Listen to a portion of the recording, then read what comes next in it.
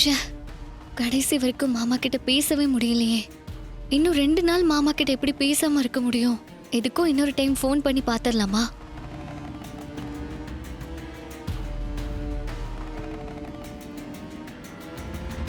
Excuse me ma'am. Flight இன்னும் கொஞ்ச நேரத்துல டேக் ஆஃப் ஆக போகுது. தயவு செஞ்சு உங்க போனை ஸ்விட்ச் ஆஃப் பண்ணிடுங்க, இல்லனா ஃப்ளைட் மோட்ல போட்டுக்கோங்க. ஒரு நிமிஷங்க, ஒரு முக்கியமான கால் பேசணும். சாரி மேம், டோர்ஸ் எல்லாம் லாக் பண்ணியாச்சு. சேஃப்டி ரூல்ஸ் படி ஃபோன் ஆன்ல இருக்க கூடாது. நீங்க கனடா போய் இறங்கின உடனே பேசுங்க ப்ளீஸ் மேம். ஏன் நியாயத்தை விட ஓ நியாயம் ரொம்ப நல்லா இருக்கே. உன் டிராமாலாம் எப்படி என் அக்காக்கு தெரிஞ்சதுன்னு யோசிக்கிறியா?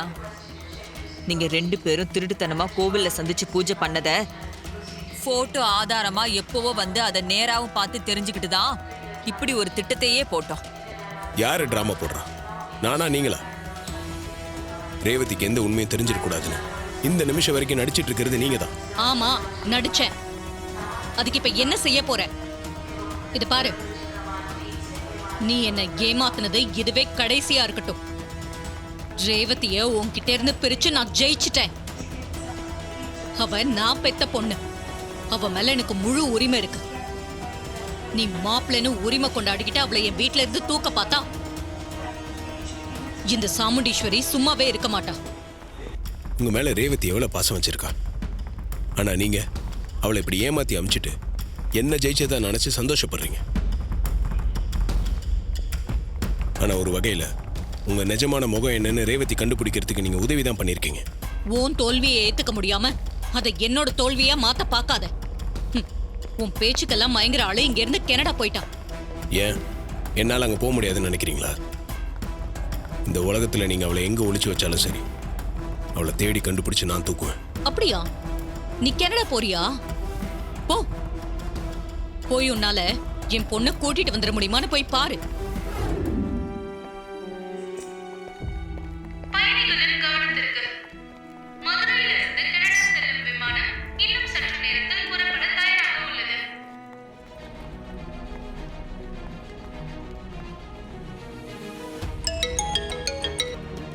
சகல, ரேவதி பாத்தியாப்பா? ரேவதி ஃப்ளைட் ஏறல. இல்லைங்க, நான் ஏர்போர்ட் வரதுக்குள்ள அவள் ஃப்ளைட்டுக்குள்ளே போயிட்டா. ஃப்ளைட் இன்னும் கொஞ்ச நேரத்தில் டேக் ஆஃப் ஆக போகுது. ஃப்ளைட்டு டேக் அப் ஆக போதா? சகல, என்னப்பா சொல்ற? அப்ப ரேவதி கனடா போறதை தடுக்க முடியாதா? ஏங்க, நான் சொல்ற மாதிரி நீங்க பண்ணுங்க. இதான் லாஸ்ட் சான்ஸ், இதை விட்டுறக்கூடாது. எப்பா என்ன பண்ணு சொல்லுப்பா. உங்க 2 பேருக்காக என்ன வேணா பண்ணுவேன்ப்பா நானு.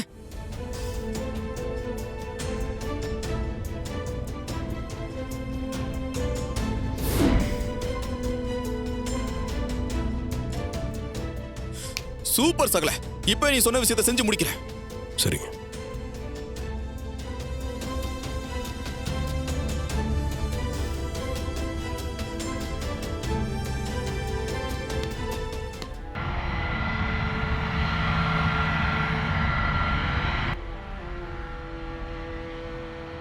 ஃப்ளைட்டு வர எடுத்துட்டாங்க. மாமா கிட்ட கடைசி வரைக்கும் என்னால பேசவே முடியல.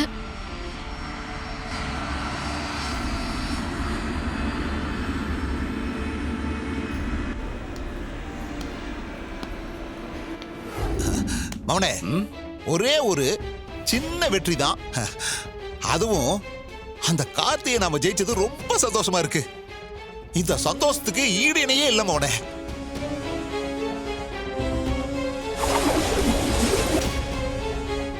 ரொம்ப சரியா சொன்னீங்க சித்தப்பா. கோயில் விஷயத்துல நாம போட்ட பிளான் எல்லாம் சொதப்பி நம்மளுக்கே வினையா வந்து முடிஞ்சிருச்சு. ஆனா இப்போ கார்த்தியும் ரேவதியும் பிரிஞ்சதுதான். இனி அவங்களே நினைச்சாலும் ஒருத்தருக்கு ஒருத்தர் பாத்துக்க முடியாது சித்தப்பா, பாவம். அவனே, அந்த கார்த்தி பயலுக்கும் ரேவதிக்கு இன்னும் நல்லா வேணும். என்னமோ ஊர் உலகத்துல இவங்க மட்டும்தான் காதலிக்கிற மாதிரியும் மத்தவங்க எல்லாம் முச்சந்தியில உட்கார்ந்து வேடிக்கை பார்க்கிற கல்லு பிள்ளையார் மாதிரி நினைச்சா இப்படித்தான் ஒருத்தருக்கு ஒருத்தர் பிரிஞ்சிருக்கணும். ஆமா சித்தப்பா, ரேவதி ஃப்ளைட் ஏறிட்டா. இனிமே அவ இந்த ஊர்லயே இருக்க மாட்டா. அந்த கார்த்தி பைய இனிமே தனியா முகத்தை தொங்க போட்டுக்கிட்டு தெரிய வேண்டியதுதான். அந்த ரேவதிக்கு எவ்வளவு கொழுப்பு இருந்தா அவன் பேச்ச கேட்டுக்கிட்டு நானும் சந்திராவும் தனியா இருக்கோம்னு கிண்டல் பண்ணுவா. என்னாச்சுங்க, சொன்ன மாதிரி பேசிட்டீங்களா? சகல அதெல்லாம் பக்காவா பேசிட்டேன் சகல. சரிங்க, இதுக்கு மேலே என்ன ஆகுதுன்னு வெயிட் பண்ணி தாங்க பார்க்கணும். ஏங்க, சிவனாண்டிக்கு அந்த சித்தப்பாக்கும் சந்தேகம் வராத மாதிரி அந்த ஃபோன் அங்கேயே திரும்ப வச்சிருங்க. சரி சகல, ஃபோன் அங்கேயே வச்சிடறேன். சகல, ரேவதி திரும்ப வரணும்னு நீ இவ்வளோ கஷ்டப்படுறியப்பா. உனக்காவது ரேவதி திரும்ப வந்துருவாப்பா. சரிங்க, பார்க்கலாம்.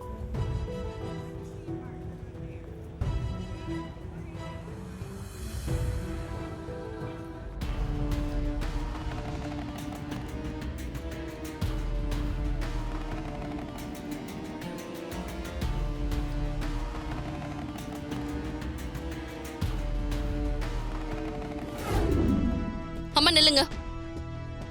நான் அவ்வளோ கெஞ்சியும் ரேவதி அனுப்பிட்டீங்கல்ல, சிரிக்கிறீங்களா? உங்க பொண்ணோட வாழ்க்கையை கெடுத்துட்டு அவ நம்பிக்கையை சுக்கு நூறா உடைச்சிட்டு எப்படிமா உங்களால சிரிக்க முடியுது?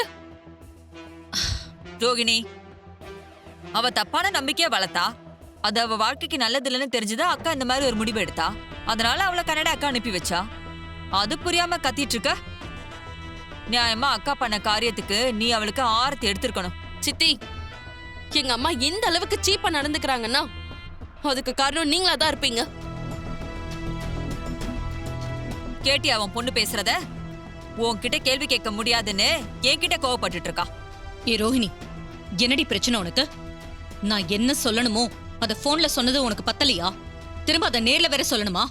பெத்த பொண்ணோட விருப்பம் என்னன்னு தெரிஞ்சோம் அவ வாழ்க்கையை கெடுத்துட்டு எந்த குற்ற உணர்ச்சியும் இல்லாம எப்படிமா உங்களால இருக்க முடியுது? குற்ற உணர்ச்சியா? எனக்கு எதுக்கு குற்ற உணர்ச்சி? நான் என் பொண்ணோட வாழ்க்கைய அந்த கார்த்திகிட்ட இருந்து காப்பாத்திருக்கேன். உண்மையை சொல்லணும்னா நான் இன்னைக்கு தான் நிம்மதியா தூங்கவே போறேன். சந்திரா, நீ எனக்கு ஏதாவது ஸ்வீட் செஞ்சு தரியா? நீங்க இப்படி எல்லாம் நடந்துக்கிறது கொஞ்சம் கூட நல்லா இல்லம்மா. பாவம்மா ரேவதி. ரோஹிணி, உன் புலம்பல கொஞ்சம் நிறுத்து. சும்மா ரேவதி பாவம், நான் அவ வாழ்க்கையை கெடுத்துட்டேன்னு இன்னும் என்னென்ன சொல்ல போறேன்? மாமா,